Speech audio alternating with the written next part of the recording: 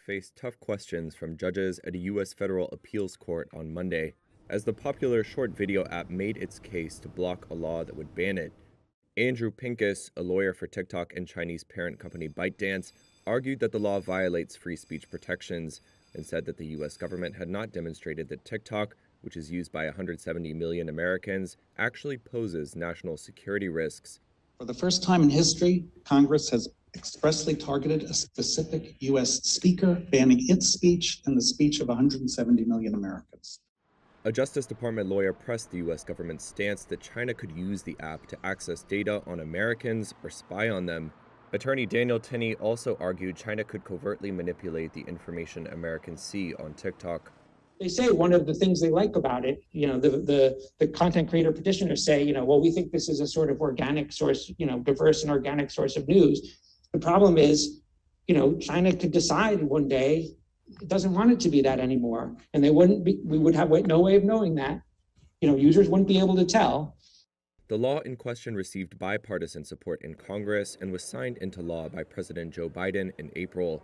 It gives ByteDance until January 19th to sell or divest TikTok's U.S. assets or face a ban in the United States. Judges were skeptical of TikTok's legal arguments at Monday's 2-hour hearing. The company's filing in May said the law would have broader implications for free speech if upheld. It argued Congress could effectively circumvent the First Amendment by invoking national security. However, Judge Naomi Rao said the idea that Congress lacks the authority to pass the law relied on a, quote, very strange framework for thinking about Congress. Another judge asked why this was any different from another law that bans broadcast licenses for any foreign owners. TikTok and the Justice Department have asked for a ruling by early December. That could allow the U.S. Supreme Court to consider any appeal before a ban takes Bursting their effect. banks and inundating towns, more rivers across Central Europe have been unable to deal with a deadly deluge of heavy rain from the worst flooding in at least 2 decades.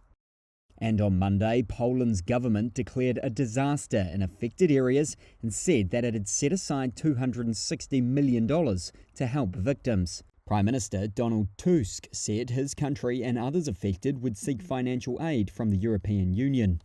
The southern Polish town of Kłodzko was still inundated with water on Monday, after border areas between the Czech Republic and Poland were hit hard over the weekend. Surging water levels collapsed some bridges, forced evacuations, and left a trail of destruction. And in Nysa, swollen rivers caused a hospital to evacuate its patients, including pregnant women and elderly people in rafts. The country's education minister said 420 schools had been closed across 4 provinces. Water levels in some parts of Poland were not expected to peak until Wednesday. Thousands have been evacuated in the Czech Republic, and in the town of Jeseník, floods stormed through on Sunday, destroying vehicles, roads and homes. Some residents have begun the clean-up after water levels began to drop. This man saw water as high as 2 meters running through the street. He says his house may need to be taken down, and the telephone lines are not working. Water and electricity are also out. Devastating impacts have also been felt in eastern Romania, where villages and towns were submerged. Countries along the Danube River, including Slovakia and Hungary, were also on watch as levels were expected to rise. Budapest has declared 12,000 soldiers are on standby to respond. In Austria, the levels of rivers and reservoirs fell overnight as rain eased, but officials were bracing for a second wave as heavier rain was expected. German border police check a busload of tourists crossing in from France. Germany reintroduced temporary controls on its western and northern borders on Monday, part of what Berlin says are efforts to control irregular migration and cross-border crime. Political analysts say they may be aimed at undercutting support for the far right and opposition conservatives ahead of state and federal elections. In Frankfurt, on the border with Poland, this resident welcomed the checks. Here in the border areas we suffer from crime, she says, so it's very good. But a small group of protesters also gathered. This placard reads, "Asylum is a human right." Germany lies at the heart of Europe, with land borders to 9 countries. So the controls mark a setback to free movement within the European Union, one of its key pillars. On the border with Luxembourg, few could see the point. Für den Pendlerverkehr schon sehr viel. It has a big impact on commuters and it's not up to date. I doubt if they really catch those people who need to be caught. Ding festmachen, It is more of a nuisance than a da help. habe ich meine Zweifel an. Ja. The new checks have infuriated neighbouring states, who fear they'll have to absorb more asylum seekers and also worry about the impact on trade. Polish Prime Minister Donald Tusk has called for urgent consultations with other affected countries. Checks will now apply at Germany's land borders with France, Belgium, Luxembourg, the Netherlands and Denmark for an initial 6 months. They were already in place at crossings with Poland, the Czech Republic, Austria and Switzerland. Interior Minister Nancy Faeser said controls introduced last year had blocked more than 30,000 unauthorised entries. And that was why they were being expanded. Music mogul and rapper Sean Diddy Combs was arrested in Manhattan on Monday by federal agents. That was based on a sealed grand jury indictment, according to the U.S. Attorney for the Southern District of New York. Combs' attorney Mark Agnifilo told Reuters, quote, "We are disappointed with the decision to pursue what we believe is an unjust prosecution of Mr. Combs by the U.S. Attorney's Office." He also added that Combs voluntarily moved to New York ahead of the charges. The 54-year-old has faced several allegations of sexual assault. Last week, singer Dawn Richards sued Combs for sexual assault, battery, sex trafficking, gender discrimination, and fraud. Combs, however, denies the claims. This month, Combs was ordered to pay $100 million in a sexual assault case involving Derek Lee Smith, who accused Combs of drugging and assaulting him at a party nearly 30 years ago. Combs' attorney said he will seek to have the judgment overturned. In 2023, singer Cassandra Ventura sued Combs, accusing him of abuse, sexual slavery, and rape over a 10-year relationship. She settled the case in November 2023, and Combs denied the allegations. The bustling financial hub of Shanghai was brought to a complete standstill by Typhoon Bebinca on Monday. The Category 1 storm marks the most powerful tropical cyclone to directly hit the city of 25 million in more than 7 decades.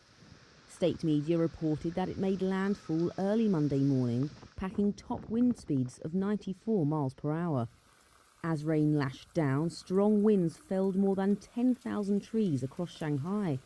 More than 400,000 people were evacuated from at-risk homes in Bebinca's path. Travel plans were disrupted for many during the weekend's 3-day public holiday, with over 1,400 flights and hundreds of trains cancelled, as well as services disrupted at metro stations and some road closures. Despite rarely being hit directly by strong typhoons, residents of Shanghai, like student Fu Qiheng, weren't worried about the impact, instead lauding the city's infrastructure. By early Monday afternoon, the eye of the storm had crossed from Shanghai to the neighbouring Jiangsu province. Rain was expected to continue in China's financial capital throughout the rest of the day. At this industrial site in the outskirts of Calais, men play soccer, waiting for an opportunity to try to cross the English Channel from northern France. Dozens of people have died attempting that crossing this year alone. But this man from Sudan, who did not want to be identified, says he has no choice but to try. Yeah, I'm afraid. Everybody here is afraid. But we must take this risk because we want to rise to UK. There is no way another way. He is one of a couple hundred Sudanese men living in tents at the warehouse site. I leave Sudan because there is war. Many war. Everyone kill us. The channel is one of the world's busiest shipping lanes with strong currents that make crossing it on small boats dangerous. On Sunday, French authorities said 8 people died trying to get across. Earlier this month, 12 died in another attempt. The Sudanese man compares the situation of the men living here to Syrians that fled after war broke out in 2011.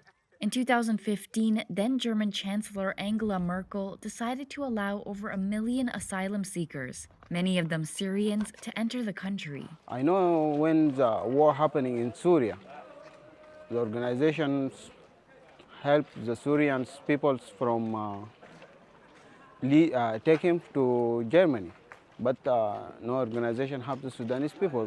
He says life here feels like a disaster and does not believe there are any opportunities for the men in France.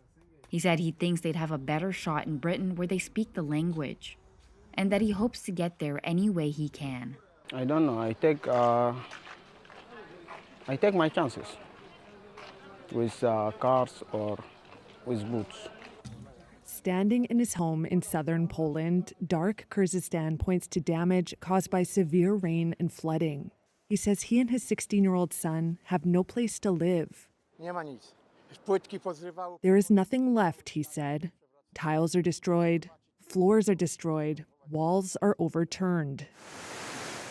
A nearby dam burst on Sunday, submerging the historic Polish spa town as well as nearby towns and villages. Border areas between the Czech Republic and Poland were hit hard over the weekend. Heavy rain and surging water levels have forced evacuations and left a trail of destruction, as well as a rising number of deaths. It's the worst flooding in over 2 decades. Kyrgyzstan said the rain started on Friday in his town, the dam breached on Sunday, and then the water started rising in his home.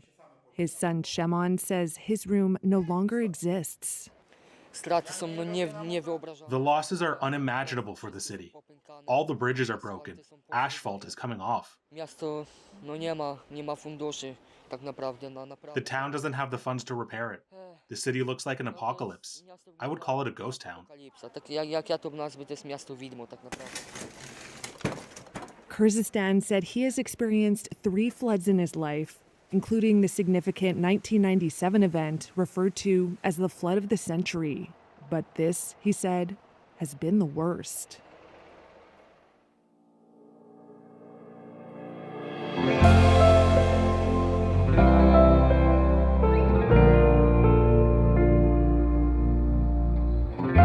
Traders on Monday increased bets that the U.S. Federal Reserve will deliver a larger half-point interest rate cut at the conclusion of its pivotal policy meeting this week.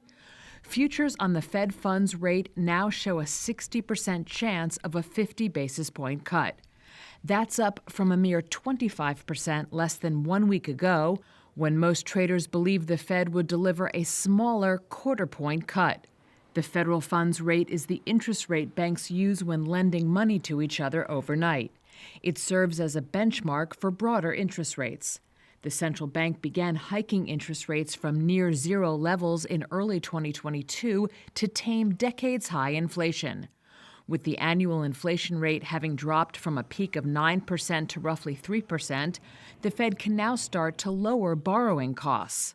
By exactly how much has been the subject of swaying bets between 50 and 25 basis points. One strategist told Reuters that a larger rate cut could actually affect perception of the Fed more than it would the economy itself, as investors may believe the Fed is more concerned about a recession than it has previously indicated. Wall Street's main indexes ended mixed on Monday as investors assessed the likelihood of a larger than expected interest rate cut from the Federal Reserve this week. The Dow added about 0.5% to close at a record high, the S&P 500 eked out a marginal gain, and the Nasdaq shed 0.5%. Market expectations on the size of the interest rate cut by the Fed after its policy meeting on Wednesday have been volatile in recent days, with investors currently pricing in about a 60% chance for a larger 50 basis point cut, according to CME's FedWatch tool. To be honest with you, it kind of blows me away. It's kind of surprising. Jason Betts, president of Redwood Wealth Advisors, still thinks a 25 basis point rate cut is much more likely than a 50 basis point cut. I don't personally see that in what we've seen unfold in terms of real economic data, real earnings data, even what we've seen in terms of guidance from CEOs. Yes, we've seen some less stellar than hoped for guidance, but not, in my opinion, not enough to justify the Fed coming out blazing out of the gates with a 50 basis point cut. Among Monday's stock moves, the S&P Technology Index, the best performer of the S&P's 11 sectors this year, was Wednesday's worst performer, losing nearly 1%. Shares of Apple, down 2.8%, were the biggest drag on both the S&P and the Nasdaq after an analyst at TF International Securities said demand for the latest models of the iPhone 16 was lower than expected. The demand concerns also weighed on chip makers, with NVIDIA, Broadcom, and Micron Technology all ending lower.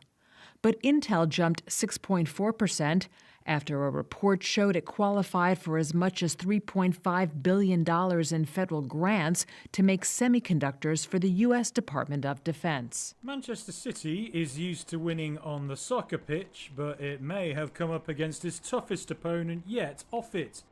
A hearing began Monday after England's Premier League accused its current champions of breaching financial regulations. So why are Man City in hot water? The Premier League charged City with 115 violations of its regulations last year. The charges cover a period starting from 2009 and continuing into the 2022-23 season. City are alleged to have breached rules that require clubs to provide accurate financial information to give the league a true and fair view of the club's revenues from 2009-10 to 2017-18. The Premier League also argues City violated rules requiring clubs to comply with European soccer body UEFA's financial fair play regulations over a number of seasons. The Premier League alleged City did not cooperate with the league during the entirety of its investigation, which began in 2018. City have also been charged with breaching the league's profitability and sustainability rules for multiple seasons running, among other allegations. Football law and financial expert Stefan Borson. It will be very difficult for an independent commission to make a finding of fraud against the sorts of individuals who were involved, both in relation to Manchester City, but also the third parties involved. And proving that in this forum, I think, will be a challenge. But if they do, clearly the consequences are very serious for Manchester City. If found guilty, the club could face penalties or huge fines, points deductions, and being stripped of their titles, or even demotion from the Premier League. City were banned from the Champions League for 2 years by UEFA in 2020 for overstating sponsorship revenues, but the club successfully appealed the decision. City has always denied any wrongdoing and last year said it was surprised by the league's announcement of the charges. On Friday, manager Pep Guardiola spoke on the matter at a press conference. Start soon, hopefully finish soon. Independent panel will decide and looking forward for the decision. The hearing is estimated to last 10 weeks, with a verdict expected some time before the end of the current season. It will be held by an independent commission with 3 judges appointed by the independent chair of the Premier League Judicial Panel. The hearing is not a court case and will be conducted privately, and either side can appeal the verdict to an appeals panel. Facebook owner Meta announced on Monday that it is banning Russian state media from its platforms. That includes RT and Rossija Zagodnya, with the company citing deceptive tactics used to carry out covert influence operations online.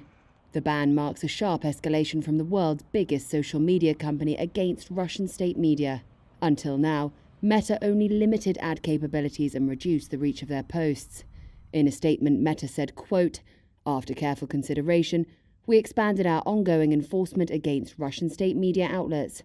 Rossija Zagodnya, RT and other related entities are now banned from our apps globally for foreign interference activity."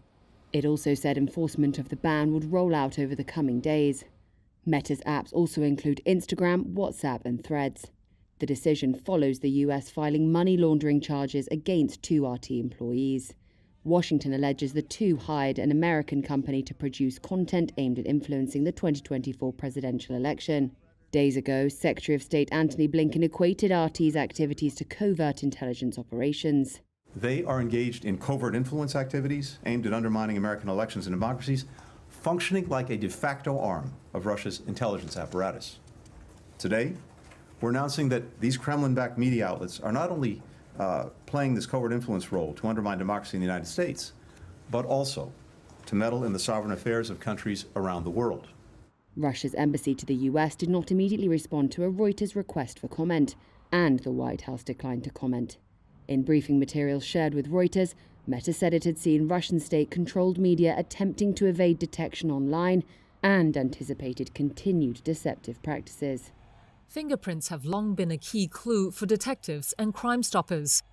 And now there's a new tool that could soon lift prints from old cases. What we're hoping is that we'll be able to get fingerprints that current powders can't get. Nick Ross is a PhD student at the University of Leicester School of Chemistry, which is studying this fluorescent nanomaterial in collaboration with other researchers from the UK and Brazil.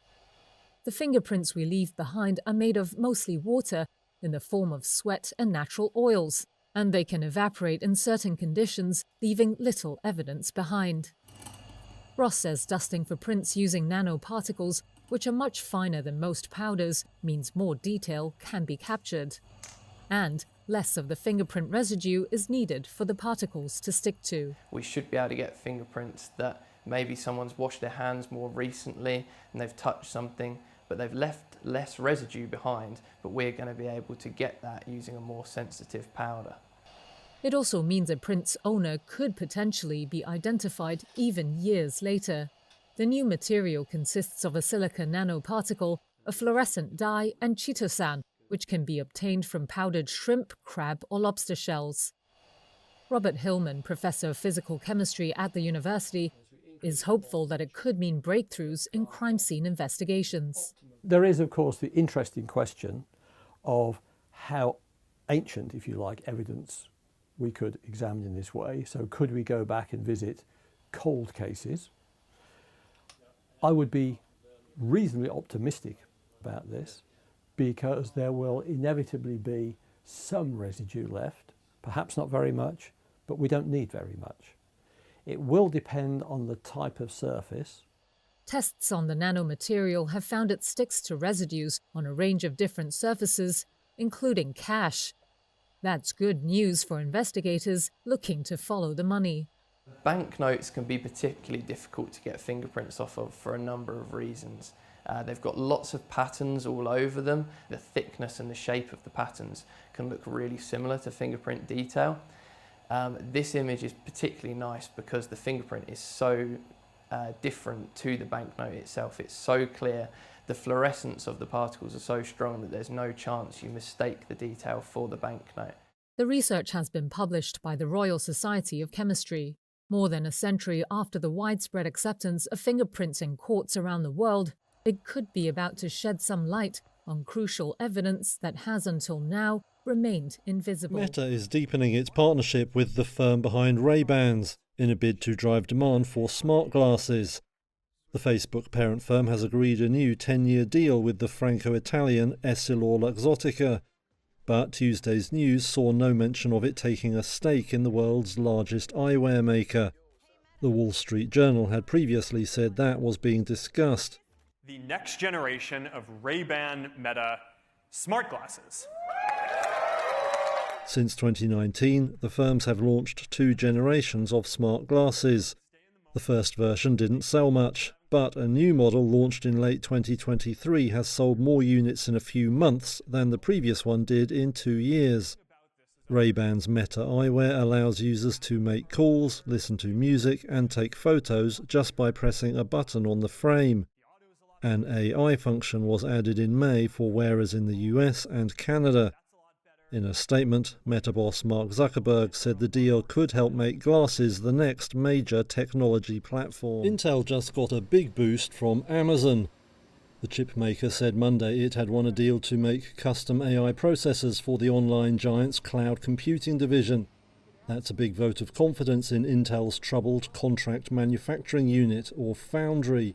Shares in the firm surged 8% in after-hours trade as a result. Intel has been battered by problems of late, revealing disastrous second-quarter earnings last month. The foundry has been among the big worries after the firm warned it wouldn't turn a profit until 2027. Before this week, it had struggled to land any marquee customers. That had led to speculation it could be sold off. Now Intel boss Pat Gelsinger has confirmed the foundry will stay within the company and be central to a turnaround plan. However, it will be established as an independent subsidiary with its own board. Meanwhile, Intel is taking other steps to raise money and cut costs. That includes selling a stake in its programmable chip unit Altera and pausing work on new factories in Germany and Poland. The company also plans to lay off some 15,000 workers. On Monday, Intel also said it had won a $3 billion contract from Washington to develop a so-called secure enclave for microelectronics. That's meant to guarantee a US-made supply of critical parts for weapon systems and other national security products. The move is part of Biden administration efforts to bring home or reshore chip manufacturing and tech research. Boeing is freezing hiring and considering furloughs as a strike drags on. More than 30,000 factory workers have downed tools in a dispute over pay. Last week they rejected a package that included wage hikes of 25% but removed an annual bonus. Unions had argued for a 40% jump. Workers say their pay rises have lagged inflation for a decade or more, even while executive bonuses ballooned. Now the firm says the strike jeopardizes its recovery and forces it to take action on costs. Besides the freeze on hiring, it's also stopped most orders for parts from suppliers. That's an exceptionally rare move, and analysts say it will send shockwaves through the entire industry. Some predicted layoffs at smaller firms in the supply chain. Even before the strike, Boeing was struggling with a safety and production crisis after a mid-air blowout on one of its best-selling 737 MAX jets. It's also saddled with some $60 billion in debt.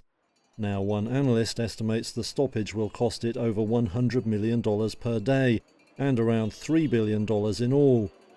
Talks on a new deal are expected to resume on Tuesday. Union negotiators have said they're seeking an improved offer on pay and pensions.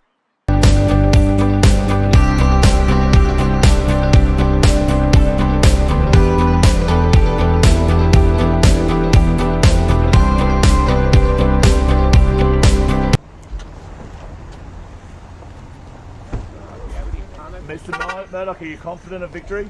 Are there any ongoing settlement talks? Mr. Murdoch, are you confident of victory? Any comment? Why the secrecy in the case? Why not make it public?